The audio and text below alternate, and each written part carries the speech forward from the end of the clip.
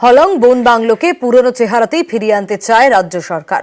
বিধানসভায় বনমন্ত্রী জানিয়েছেন পুজোর আগেই যাতে বাংলো চালু করা যায় সেই উদ্যোগ নেওয়া হবে, কিন্তু এখনো তো বাংলো তৈরির কোনো কাজই শুরু হয়নি। এতেই অনেকের প্রশ্ন, পুজো তো অক্টোবরের শুরুতে, এর মধ্যে কি নতুন ভাবে হলং বন বাংলো তৈরি করা সম্ভব?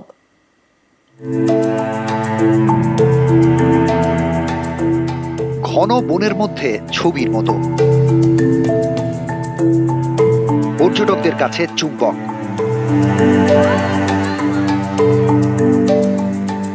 সিদ্ধার্থ শঙ্কর রায়, জ্যোতি বসু থেকে মমতা বন্দ্যোপাধ্যায়, সকলেরই অত্যন্ত প্রিয় ছিল জলদাপাড়া অভয়ারণ্যের এই হলং বন বাংলো।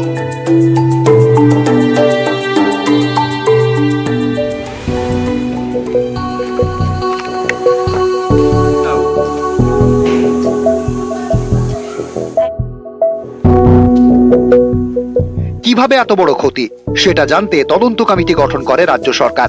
এর পাশাপাশি বন বাংলোকে আবার পুরনো চেহারায় ফিরিয়ে আনার সিদ্ধান্ত নেওয়া হয়। সবকিছুই আবার আগের মতো হবে, কিন্তু কবে?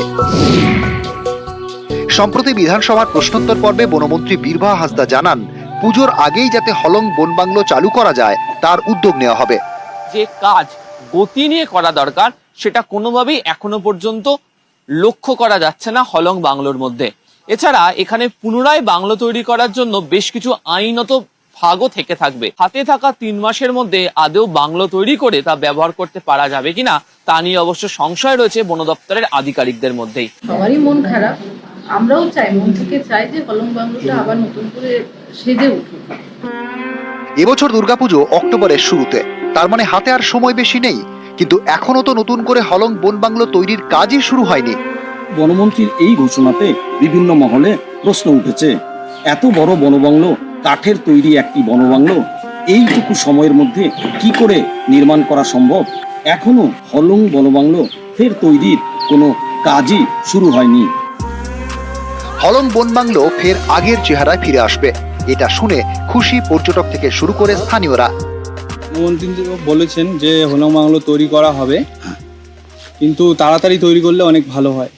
এতদিনকার পুরানা একটা বাংলো, সেটা যদি পুরো ছাই হয়েছে, একটা বাংলো যদি আবার তৈরি হয় সেই জায়গাতে, নিশ্চয়ই এটা ভালোই লাগবে সবারই। নতুন ভাবে গড়ে ওঠার পর বন বাংলোর দায়িত্ব আগের মতো পর্যটন দপ্তরের হাতেই থাকবে নাকি বন দপ্তরের হাতে আসবে, এ নিয়ে নানা গুঞ্জন। পর্যটন দপ্তর নাকি হলং বন বাংলোকে তাদের হাত থেকে ছাড়তে চাইছে না, উল্টো দিকে বন দপ্তরের কর্তারা নাকি চাইছেন এবার থেকে হলং এর বাংলোর দায়িত্ব বন দপ্তরের হাতে থাকুক। এ নিয়ে চূড়ান্ত সিদ্ধান্ত নেবেন মুখ্যমন্ত্রী। আবির ঘোষাল ও রাজকুমার কর্মকার, নিউজ 18 বাংলা।